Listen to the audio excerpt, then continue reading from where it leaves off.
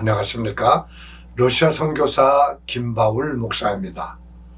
오늘의 말씀드릴 제목은 한 나이 어린 소녀 선교사의 놀라운 업적에 대해서 말씀드리려고 합니다. 한 이름 없는 이스라엘의 이 나이 어린 소녀는 아람 나라의 포로로 잡혀가서 부모님의 사랑도 받지 못하고 친구들과 자유롭게 놀지도 못하고 나만 장군의 집에서 그 부인의 몸종으로서 힘든 일을 하는 천한 계집아이였습니다. 그런데 구약성경 열왕기 하 5장에 있는 말씀을 자세히 읽어보니까 이 어린 소녀는 다른 어떤 선교사 못지않게 선교사의 사명을 잘 감당했고 엄청난 전도의 열매를 맺는 위대한 그 사건을 우리가 보게 됩니다. 이 선교사는 꼭 다른 나라에 가서 전적으로 복음을 전하는 생활을 하는 그런 전도자만이 선교사가 아니고 누구든지 자기의 처소에서 하나님께로부터 받은 그 구원의 은총과 하나님의 기적을 체험한 간증을 통해서 하나님의 살아계심을 전파한다면 그 사람이 바로 선교사인 것입니다. 나이 어린 소녀는 자기 스스로 외국에 나간 것이 아니었고 포로로 잡혀가서 강제로 끌려갔지만은 하나님의 실존에 대한 확고한 믿음과 하나님께 받은 사랑을 항상 마음속 깊이 간직하고 있었습니다. 향기는 아무리 감싸도 향내가 나는 것처럼, 빛은 아무리 감추려 해도 그 빛이 새어나오는 것처럼 하나님의 사람은 어디에 가나 하나님의 향기를 풍기고 하나님의 빛을 발하게 되는 것입니다. 그 소녀는 비록 원수의 나라의 집에 잡혀가서 그 원수의 몸종으로 일을 하고 있었지만은 그의 입에서는 하나님의 향기가 흘러나왔고 그의 얼굴에는 하나님의 빛을 비치고 있었던 것입니다. 그 입에서 나오는 말 한마디가 나만 장군의 문둥병을 고치는 결정적인 계기가 되었고 아람 나라에 하나님만이 참 신이심과 하나님만이 전능하신 하나님이심을 전파하게 되었으니 이 작은 계집아이야말로 하나님의 보내심을 받은 위대한 선교사가 아니겠습니까? 오늘 이 말씀을 시청하시면서 우리도 모두가 하나님께로부터 보내심을 받은 선교사라고 하는 사명을 깨닫는 계기가 되시길 바랍니다. 요셉도 형님들의 미움을 받아서 애굽에 팔려가서 고난과 역경을 많이 당했지만은 결국 애굽의 총리 대신이 된 것은 하나님께서 이스라엘 민족을 구원시키시고 또한 애굽 땅에 하나님의 살아계심을 증가시키기 위해서 요셉을 애굽 나라에 미리 보내신 선교사였음을 구약 성경의 그 기록을 보면서 우리는 잘 알게 됩니다. 창세기 45장 5절에 보면은 그 요셉을 애굽에 팔아넘긴 형들에게 자기의 신분을 밝히면서 하는 말이 기록되어 있습니다. 창세기 45장 5절의 말씀 볼까요? 형님들이 나를 이곳에 팔았다고 해서 근심하지 마시고 한탄하지 마소서. 하나님이 형님들의 생명을 구원하시려고 나를 형님들보다 먼저 이 땅에 보내셨나이다. 이렇게 기록되어 있습니다. 이 내용을 보면 하나님께서 요셉을 통해서 애굽 땅에도 하나님의 살아계심을 증거하고 아브라함과 이삭과 야곱에게 약속하신 이스라엘 민족을 구원하시려고 하시는 미리 보내셨던 선교사였음을 알게 됩니다. 그러므로 이스라엘의 이 이름 없는 한 소녀가 불행하게 아람 나라의 포로로 잡혀와서 나만 장군의 아내 몸종의 일을 하게 된 것은 하나님께서 이 소녀를 통해서 아람 나라에 하나님만이 참 신이시며 전능하신 하나님심을 증거하시기 위해서였습니다.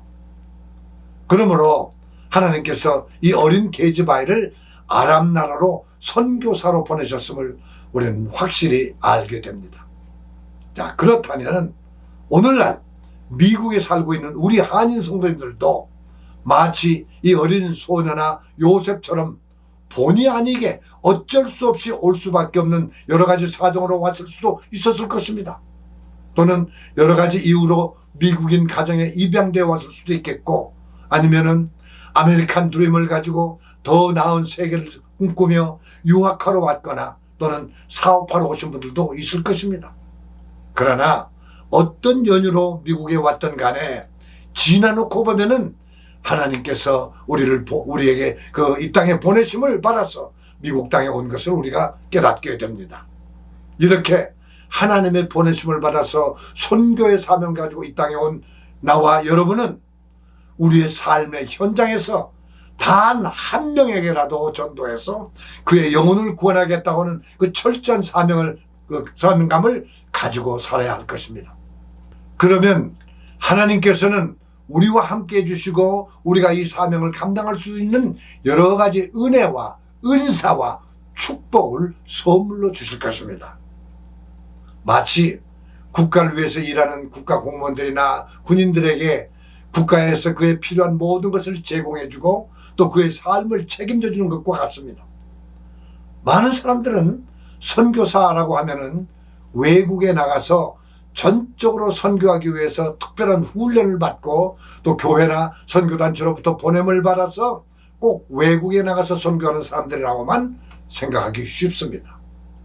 그러나 성경에 선교사라고 하는 말도 없고 어떤 사람이 선교사라고 지명된 사람도 없습니다. 우리가 성경을 깊이 연구해 보면은 선교사라고 하는 뜻이 어느 특정한 사람들에게만 주는 특별한 직책이 아니고 하나님의 자녀나 예수님의 제자는 누구에게나 자동적으로 주어진 선교사의 사명이 있음을 알게 됩니다. 또 선교라고 하는 말의 뜻은 예수님께서 제자들에게 명령하신 전도하라 또는 전파하라 하는 그 말을 현대인들이 선교라고 하는 말로 포괄적으로 사용하고 있는 단어입니다. 목사나 선교사만이 전도할 수 있고 복음을 전파할 수 있는 특권이 있는 것은 아닙니다. 하나님의 창조함을 받은 모든 사람은 하나님이 자기의 자녀들에게 진리를 가르치시고 훈련시켜서 하나님의 형상을 꼭 닮게 만들어서 그 자녀들을 통해서 영광 받으시기를 원하고 계십니다. 이 말씀이 디모데전서 2장 4절에 기록되어 있습니다. 하나님은 모든 사람이 구원을 받으며 진리를 아는 데 이르기를 원하시느니라 라고 기록되어 있습니다. 마찬가지로 구원도 받았고 하나님의 자녀가 되었고 예수님의 제자가 되었으면은 우리가 구원받은 하나님의 사랑을 이웃에게 말로 전하며 예수님의 구원의 진리를 다른 사람들에게 전파해야 하는 것은 당연한 일입니다. 그러므로 선교는 모든 크리스찬의 삶 속에 가장 귀하고 성스러운 그 사명입니다. 자녀가 부모님께 받은 사랑을 다른 사람들에게 자랑하듯이 하나님의 자녀는 하나님께로부터 받은 그 사랑을 다른 사람들에게 자랑하면서 나눠주어야 합니다. 그리고 예수님의 제자인 우리는 예수님의 그 구원의 도리를 아직도 구원받지 못한 다른 사람들에게 전파해야 하는 것은 역시 당연한 사명입니다. 자, 이스라엘에서 온 이 게즈바이는 자기 나라에 있을 때 하나님의 사랑을 많이 받았던 것 같습니다. 그러므로 하나님께로부터 받은 그 사랑을 다른 사람에게 전하고 싶은 마음이 항상 그의 마음속에 가득 차 있었습니다. 사람은 누구나 다 자기의 가진 좋은 것을 다른 사람에게 보여주고 자랑하고 싶은 그 본능이 있는 것처럼 하나님의 사랑을 받은 사람은 그 받은 사랑을 다른 사람에게 자랑하고 싶은 것이 당연합니다. 성경에 기록은 없지만은 아마 이 게즈바이는 자기 자신이나 아니면 자기 가족 중에 어떤 사람이 불치의 병으로 죽게 되었거나 또 어려움을 당해서 고통을 당하고 있었는데 하나님의 사람인 선지자를 만나서 치료받게 되었고 그 새 생명을 얻게 된 것을 눈으로 보았거나 자기 자신이 체험했을 것입니다. 그렇기 때문에 하나님의 사랑과 능력을 다른 사람에게 전하고 싶은 마음으로 가득 차 있었을 것입니다. 이 나이 어린 소녀가 이스라엘에 있었을 때나 비록 다른 나라의 포로로 잡혀와서 답답한 처지에 있었거나 상관이 없이 하나님의 사랑과 능력을 전파하고 싶은 마음은 변함이 없었습니다. 그러던 어느 날 자기 집 주인은 나만 장군의 옷을 빨다가 그 옷에 나병 환자들이 흘리는 피고름이 묻는 것을 보았고 또 아주 나쁜 냄새가 나는 것을 알게 되어서 나만 장군이 나병 환자인 것을 알게 되었습니다. 나만 장군은 비록 자기를 강제로 잡아다가 종살이를 시키는 원수이지만은 그의 영혼을 불쌍히 여기는 마음이 있었습니다. 선교사는 이웃이나 원수까지라도 그의 영혼이 죽어서 지옥으로 끌려가는 모습을 볼 때 불쌍히 여기는 마음이 생기고 그를 구원해주고 싶은 마음이 생기는 것입니다.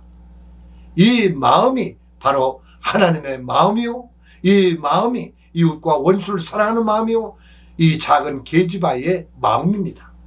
그러므로 이 게지바이는 자기 주모에게 담대한 선포를 할 수 있었던 것입니다.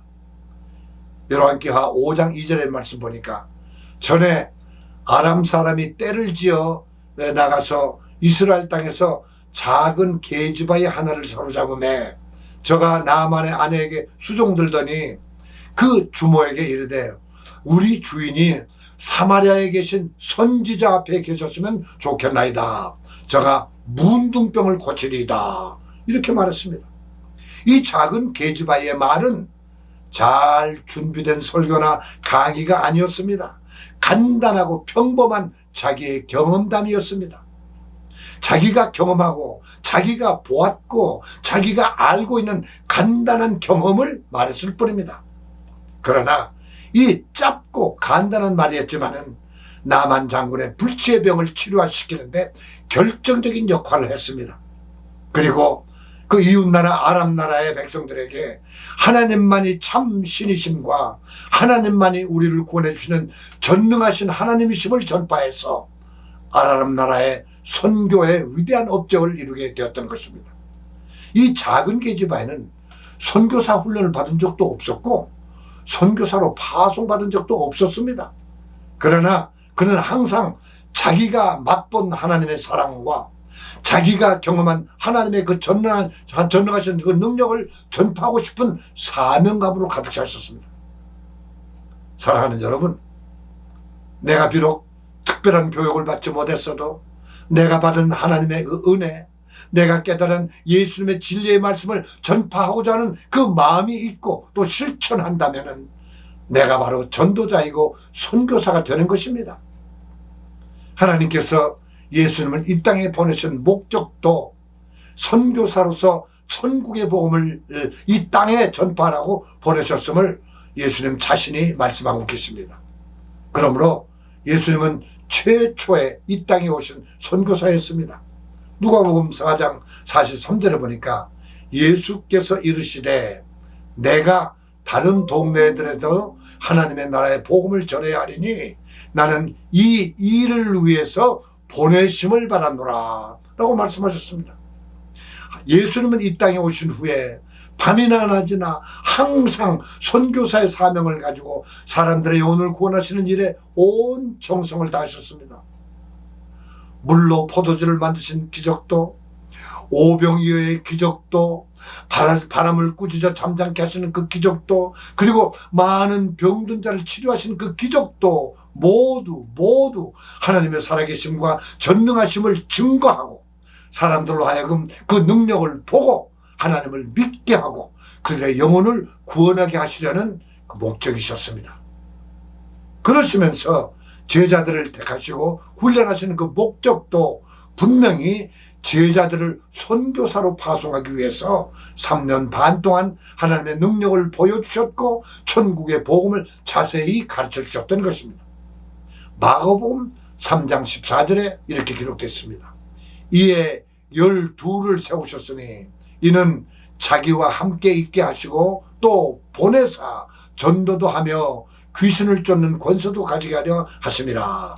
보내서 전도하게 하신다 하셨습니다. 사랑하는 여러분, 예수님은 12제자만 택하셔서 선교 일을 하려 하신 것은 아닙니다. 그 12제자를 이 동네 저 동네 이 나라 저 나라에 보내서 복음을 전하게 함으로써 그 복음을 듣고 믿고 구원받은 바로 우리 모두를 예수님의 제자로 삼으시기를 원하고 계신다는 것을 명심하시길 바랍니다. 성경에 보면은 예수님의 제자들의 복음을 듣고 구원받아서 교회에 나오는 사람들을 모두 제자들이라고 기록하고 있습니다. 사도행전 6장 7절의 말씀 보니까 하나님의 말씀이 점점 왕성하여 예루살렘에 있는 제자의 수가 더 심히 많아지고 허다한 제사장의 무리도 이 도에 복종하니라.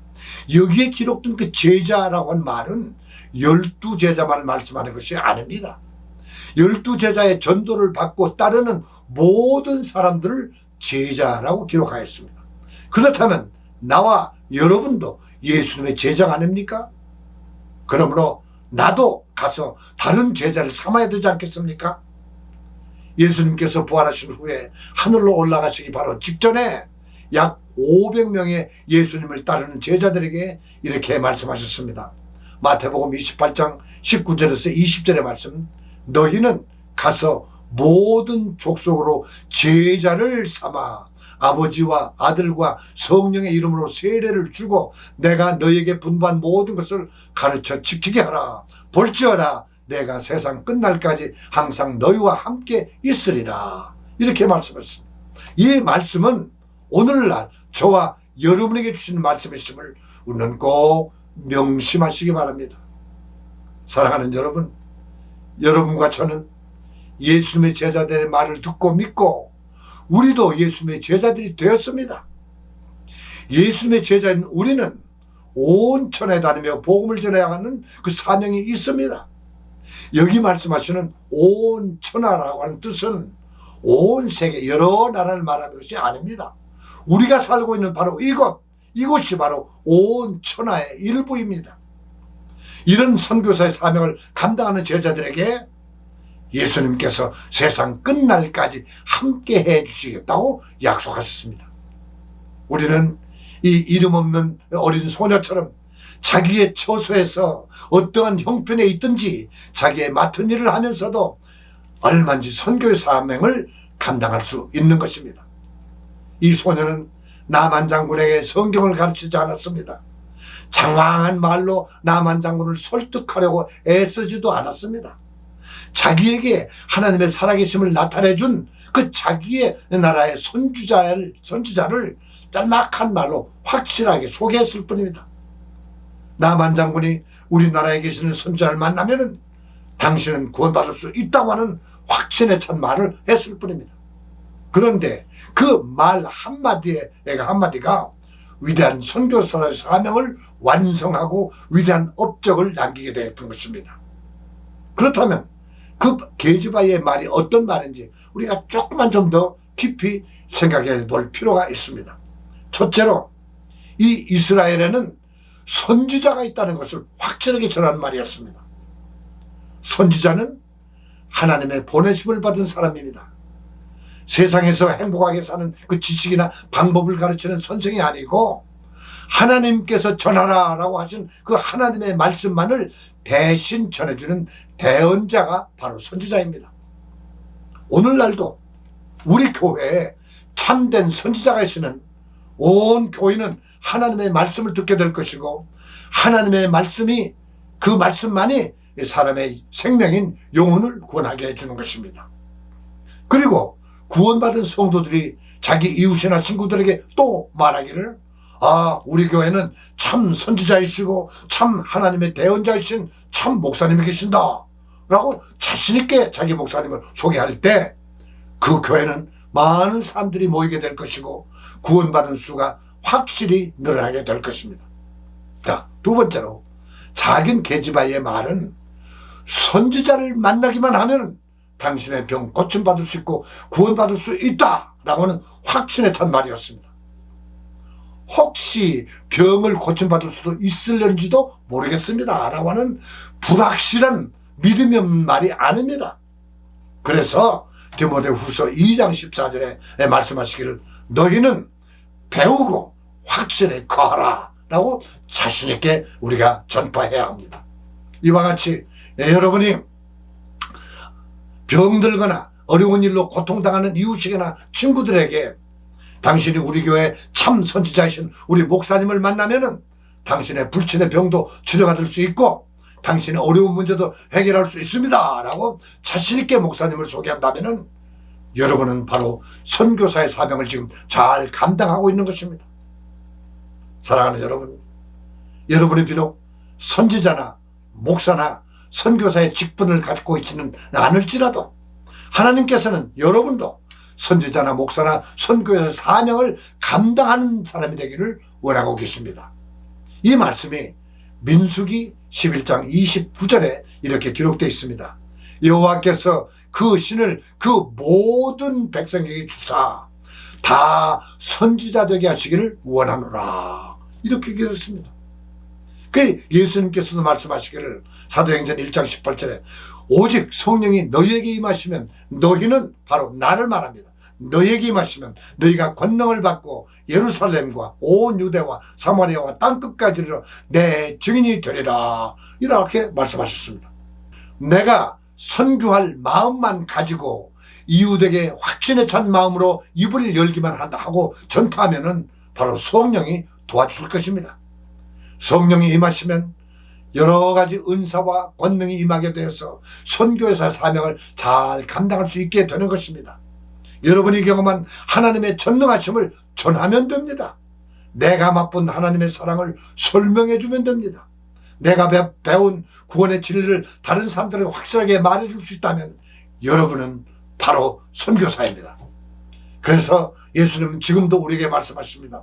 마가복음 16장 15절에 예수께서 가라사대 너희는 온 천하에 다니며 만민에게 복음을 전파하라 라고 말씀하셨고, 누가복음 9장 60절도 보니까 예수님께서 가라사대 죽은 자들로 자기의 죽은 자들을 장사하게 하고 너는 가서 하나님 나라를 전파하라 라고 말씀하십니다. 여기도 바로 너는 바로 나를 말합니다. 또 죽은 자라고 하는 말씀은 육신이 살아있다고 하지만은 영혼이 죽어있는 자, 즉 믿지 않고 구원받지 못한 자를 죽은 자라고 말합니다. 너는 영혼이 살아있으니 하나님 나를 전파하라 라고 하는 말입니다. 우리 구원받은 자는 모두 영혼이 살아있으니 살아있는 동안 멀리 있거나 가까이 있거나 어디서나 어디 다니면서 하나님의 살아계심과 예수님의 구원의 복음을 다른 사람에게 전해야 합니다. 나는 1991년도에 뉴욕 우드사이드 교회를 목회를 접고 러시아에 가서 우리 가족과 함께 가서 복음의 씨앗을 부린 지가 이제 30년이 되었습니다. 수많은 사람에게 복음을 전하려고 무척 노력했습니다. 특별히 러시아 군인들에게 최선을 다해서 전도했지만 그 중에서 몇 사람이나 구원을 받았고 거듭난 삶을 살고 있는지 나는 잘 모르겠습니다. 그러나 분명히 알고 있는 것은 그 중에 몇 사람이 지금까지 나의 선교를 열심히 돕고 있으며 어떤 사람은 지방에서 목사가 되어서 자기 민족에게 복음을 전하고 있다는 것을 나는 확실히 알고 있습니다. 지금도 미하일 구스네소브라고 하는 KGB의 그 대령은 제대한 후에 모스크바 인근의 작은 도시에서 시청의 고위급 직원으로 재직하면서 주일에는 가정에서 사람들을 모아놓고 가정교회를 인도하고 있습니다. 그리고 또 다른 사람인 이 군 법무관인 브라즈미르 모르조브라고 하는 그 중령은 지금도 육군대학에서 법학 교수로 많은 사람들에게 법을 가르치고 있으면서 주일날에는 우리 교회 부목사로 봉사하면서 틈틈이 복음을 전하고 있습니다. 디모데후서 4장 2절에 보니까 너는 말씀을 전파하라. 때를 얻든지 못 얻든지 항상 힘쓰라. 범사에 오래 참음과 가르침으로 경책하며 경계하며 구원하라 라고 바울 사도의 가르침이 기록되어 있습니다. 사랑하는 여러분, 많은 사람에게 복음을 전하는 것도 중요합니다. 그러나 이스라엘의 이 작은 소녀처럼 주변에 있는 단 한 사람에게라도 살아계신 하나님을 철저히 증거한다면 여러분은 이 세상에 대한 보람을 느끼게 될 것이고 많은 세월이 지난 후에 많은 열매를 맺게 돼서 하나님께 큰 영광을 돌리게 될 것입니다. 그리고 언젠가 하나님 앞에 설 때 마태복음 25장 21절에 기록된 대로 그 주인이 이르되 잘하였도다 착하고 충성된 종아 네가 적은 일에 충성하였음에 내가 많은 것을 내게 맡기리니 내 주인의 즐거움에 참여할지어다. 자, 이 말씀과 같이 사랑하는 여러분도 우리 주님 앞에 칭찬받는 선교사가 되시기를 간절히 기원합니다. 사랑하는 여러분, 여러분은 비록 다른 나라에 가서 복음을 전하지는 못할지라도 이 이스라엘의 작은 소녀처럼 주변에 있는 어려운 사람들에게 여러분의 경험한 만큼 또는 듣고 배우고 아는 만큼만 전해준다면 여러분은 선교사의 일을 하고 있음을 명심하시기 바랍니다. 네, 마지막으로 여러분에게 한 가지 질문을 드림으로써 오늘의 말씀을 마치겠습니다. 이 병 고침 받고 자기 땅으로 돌아간 나만 장군은 자기에게 이스라엘의 선지자를 소개해준 그 소녀를 계속 몸종으로 부려먹었을까요? 아니면은 그에게 큰 상을 주어서 자기 나라에 돌려보내서 부모님과 함께 행복하게 살 수 있게 해줬을까요? 그것은 여러분의 상상에 맡기도록 하겠습니다.